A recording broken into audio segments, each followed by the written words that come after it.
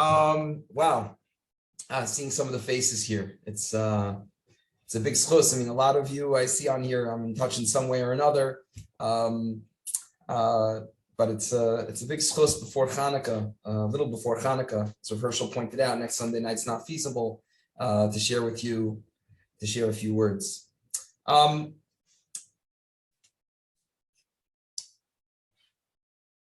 It's very interesting. The Sfas Emes asks a very, very basic question, but I think the yesod, the idea that he shares with us, is something that really needs to be focused on. I often say that in life, sometimes,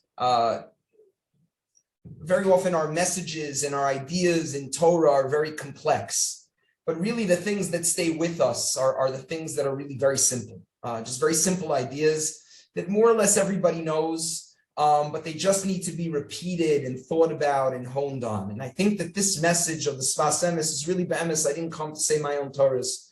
I'm really here just to reveal one concept alone that the Sfas Emes brings out, that I'd like to elaborate on. The Sfas Emes asks a very basic question on Chanuka. And that basic question is that I know that in Chutz La'aretz, the minhag is to light inside the house. But as you know, in Eretz Yisrael, which is the main mitzvah, is a person should light outside. And when a person goes into his house, when he walks into his house, the Chanuka menorah should be lit on the left side as you walk in the door. And essentially what the Sfas Emes wants to know is, why is it that when we walk into our house, we know the mezuzah is on the right side, and the Chanukiah, the menorah, is on the left side? Why is that? Why do you have such a phenomenon? And the classic answer that's given is we want to surround our house with mitzvahs. But the Sfas Emes has another idea as to why it is that the menorah is on the left-hand side and not on the right-hand side, like the mezuzah. Before I tell you what the Sfas Emes says, I want to kind of take a deep dive a little bit into a few other things, and then we'll eventually develop the idea and then ultimately get back to the Sfas Emes. But don't forget that Sfas Emes question. Why is it the menorah is on the left side, whereas the mezuzah is on the right side when you walk into the house? Very interesting concept that we always say as Jews. I'm sure you've heard of this concept before. It's mentioned in the Navi. The idea of being an or lagoyim, the idea of being a light unto the nations. And that's part of our mission as Jews. It's not just in terms of our own personal things that we have to do. We're also expected to be an or lagoyim, a light into the nations. So we see that on the one hand, we're supposed to be a light into the nations. But on the other hand, it also seems like Chazal went through, and the Torah warns us, and Chazal went through extensive measures to ensure that we stay somewhat insulated, and that there are limits put into place into how much we're supposed to intermingle and mix, and there are issues in terms of giving matanos and things like that. There are a lot of what I should say defensive attitudes that we have towards the non-Jews, and the biggest one, which perhaps really flies in the face of the idea of being or lagayim, is the idea of teaching Torah to non-Jews. You would think that or lagayim would indicate that teaching Torah to non-Jews would be the first thing we would want to do to sort of proliferate Judaism. If you think to a large extent of the other religions and trying to spread their message, they do so by giving over their ideas and spreading them far and wide so that everybody can respect them and honor them and hear them and be blown away by them. But in Judaism, to a large extent, we're not necessarily looking to spread our message too much. We're not allowed to teach our Torah publicly to people outside of other Jews. And to a large extent, even in terms of conversion, we're very insular. We're careful in terms of conversion and things like that. So the big question is that how could we say on the one hand we're supposed to be an or lagayim, a light into the nations, but on the other hand we seem to have this more insular, restricted view. So which one is it really? There's a very interesting Gemara in Kedushin. The Gemara in Kedushin debates the following issue. It's a very interesting issue because they seem to be very, very different things, but yet the Gemara seems to compare the two. When we have Torah and Maisim Tovim. Torah and mitzvahs, Torah and good deeds. Which one is better? Which one's better? Is it better Talmud Torah? Is that better? Or Maisim Tovim and mitzvahs? Is that better? So there's a machlokas in the Gemara. One opinion says Torah is better. The other opinion says Maisa is better. It's very interesting. The Gemara concludes, Nenu kulam v'amram. Everyone gets up and says, Torah is gadol. Torah is greater. Why? Shemevi lidei Maisa. Because it brings to action. Torah leads to action. And therefore, Torah is greater. But then that kind of goes back to the original question, which is, which one's really greater? If Torah is only greater because it leads to action, then doesn't that sound like action is better? So how could you say Torah is greater if the only reason Torah is greater is because it leads to action? So the simple pshat that Rashi gives, which is the basic pshat, and Elu Velu Divrei Elokim Chaim, the Pashat pshat is true, that Torah is greater because without Torah, how could you do Maisa? Ein Amaretz Chassid. If you don't know what to do, you can't be a pious person. Torah gives you the ability to go ahead and learn the halachas, so then you can go ahead and do them. That's the Pashat Pshat in the Gemara. But still, that leads to a little bit of difficulty on a deeper level, because you should say maybe that's true when it comes to limud halacha, when it comes to learning certain areas of Torah. But I wouldn't necessarily say that's true by Iyun Gemara, and many areas of Torah are not necessarily halachic per se, and don't necessarily lead to a greater understanding of halacha, and don't necessarily lead to necessarily Maisa. So what does the Gemara really mean, should Torah maybe be Maisa? I'd like to suggest as follows, and this idea I'd like to kind of build out and kind of answer all of our questions and maybe apply this even further. Perhaps on a deeper level, what the Gemara really means is Torah is greater. Why? Shemevi lidei maisa. Not because learning leads to more action, because knowing the halachos will lead you to actually do them. Perhaps that's true. I'm not saying that's not true. But perhaps on a deeper level, we have to ask ourselves, what is Maisa really supposed to express? What is mitzvahs really supposed to do? I mean, at the end of the day, you look at the raw act of a mitzvah. What is a raw act of a mitzvah supposed to express? You know, I always like to give this mashal for those of you who remember Tefillah Shiur. I always give this mashal when in Hashivenu, where I say there's two different people. One person is driving home from work, and he pulls up to the gas station. And he's filling up his gas tank, and out of the corner of his eye, he notices a bouquet of flowers. And he says, "Oh, that looks nice. That looks nice." And he goes ahead and he picks up the flowers and goes back home and walks into his house and throws the flowers on the table and says, "Honey, look, such nice flowers I bought for the house."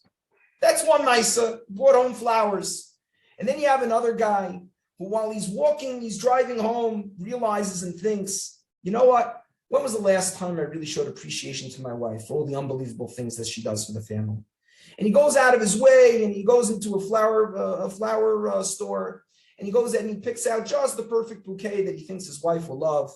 And he drives home and he walks into the house, tucks himself in and walks over to his wife. And he says, "I want you to know this is just a small token of my appreciation for all the unbelievable things you do for me and for the family. I know this is nothing. It's just a bouquet of flowers. They're going to die in a few days, but I just really wanted to say thank you." Same Isa, same exact action. One is, they're both bringing home flowers. But would you say those are the same thing? Those are not the same things at all. Why?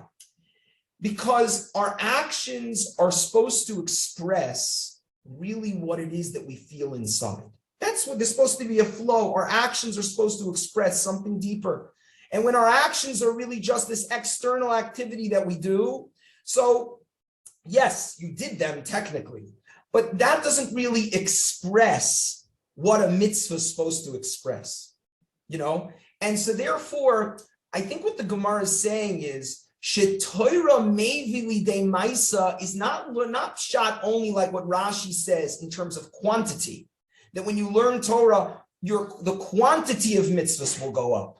But I'd like to say that when a person connects to Torah and feels connected to the Rabbanu Shalom and understands, he's lahavin, he's like a ben, he understands the ways of his father, and he connects to his father through Talmud Torah and really has an appreciation for the ways of Hashem, then when he does his mitzvahs, the mitzvahs are different mitzvahs.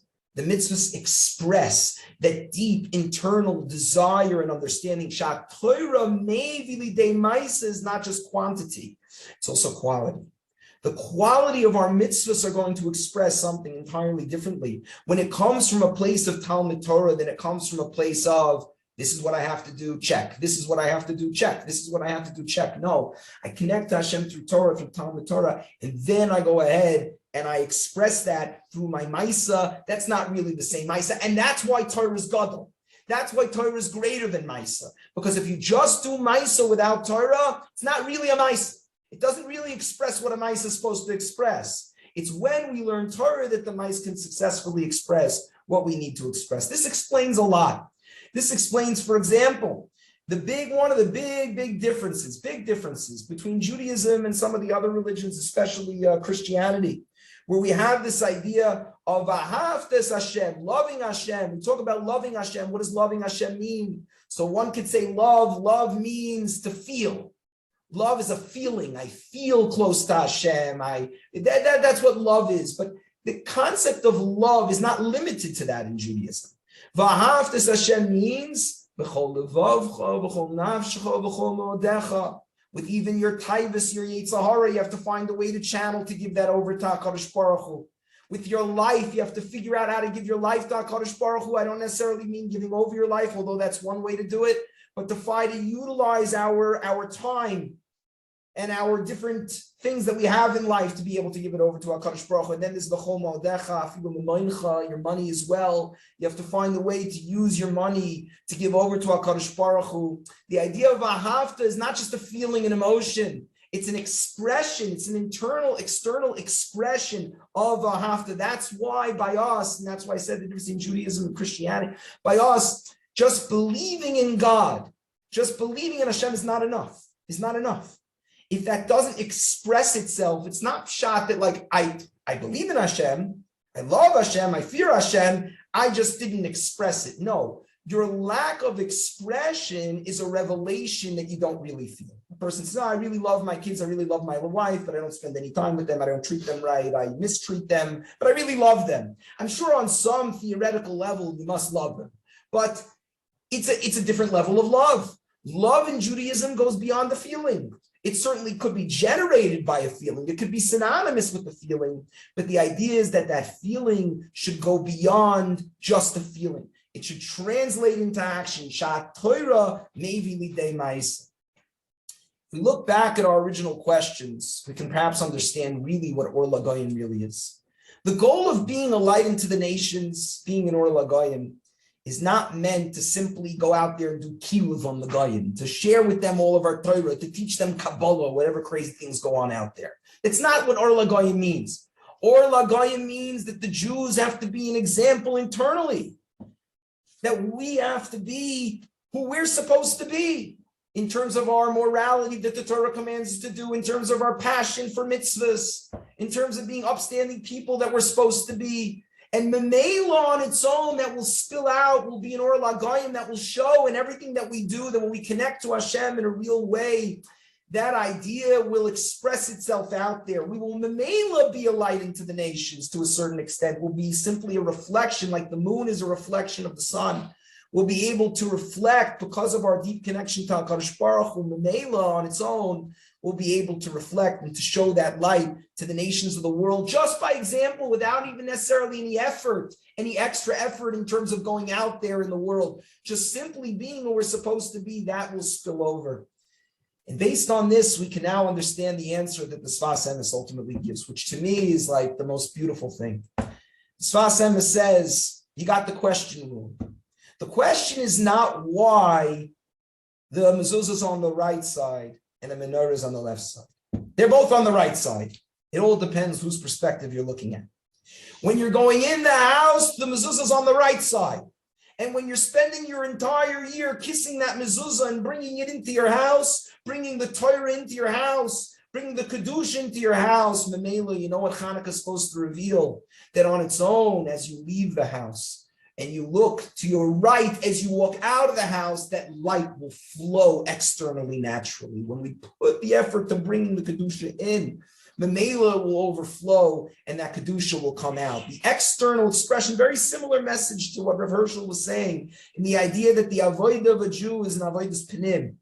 But the avodah panim, the avodah panimi, has to express itself externally. A person says, I feel this, but I'm doing that. To a certain extent, what we're saying is there is a lack in the avodas panim. There's really a lack in terms of how a person is feeling and experiencing internally if it's not expressing itself internally. So when we go ahead and we light that menorah on Chanuka, we shouldn't really view it as this sort of like thing that we do on Chanuka. It's like a maisa mitzvah of lighting the menorah, but really it's just simply a culmination of everything we've been doing the entire year, of the constant avodah of a Jew, and the idea that we have to recognize that as we continue to bring the Kedusha into our lives, that Kedusha will eventually spill over and express itself externally. And Mitzvah we should be zoche that this year be'emes, we should be zoche to this level that Torah shemei lidei maisa, that maisa and our actions towards the Ribbon Shalom and towards others should truly be a reflection